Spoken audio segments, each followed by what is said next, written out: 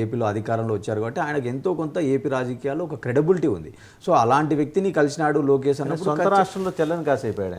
Yes, ఖచ్చితంగా ఆయన ఇప్పుడు ఈరోజు బీహార్లో ఆయన పరిస్థితి ఏంటంటే కనుక అది ఇంకా మనం మాట్లాడితే బాగుండదు. కానీ ఆయన టికెట్లు ఇచ్చే విధానం బాగాలేదు, అతను సెలెక్షన్ ఆఫ్ క్యాండిడేట్స్ బాగాలేదు, అన్ని విషయాలు బయటకు వస్తున్నాయి. అంటే నీ రాష్ట్రంలో నువ్వు ఓన్గా సస్టైన్ అవ్వలేకపోతున్నావు, కానీ నువ్వు ఒకరిని గెలిపించినావంటే మేము ఎలా నమ్ముతాము అనే స్థాయికి ఈరోజు ఆయన క్రెడిబిలిటీ కూడా దిగిపోయింది.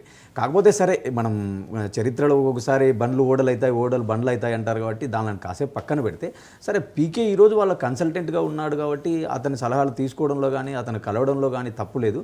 వాళ్ళు ఇచ్చే ఇన్పుట్స్ని బట్టి వీళ్ళు తర్వాత వీళ్ళ ప్రోగ్రామ్స్ వీళ్ళ ప్లాన్స్ బిల్డప్ చేసుకోవడం అనేది ఇట్ ఈజ్ ఏ రొటీన్ ప్రాసెస్గా చూడాలి తప్ప ఇందులో పెద్ద తప్పేం లేదనేది నా భావన. రైట్. ఏఎస్రావు గారు, జగన్మోహన్ రెడ్డి గారు నిన్న 2.0 మళ్ళీ వస్తున్నాను కాచుకోండి, ఈసారి చుక్కలు చూపిస్తాను, ఎక్కడ ములాజా లేదు, ఎవరిని వదిలిపెట్టేది లేదు అని మాట్లాడారు.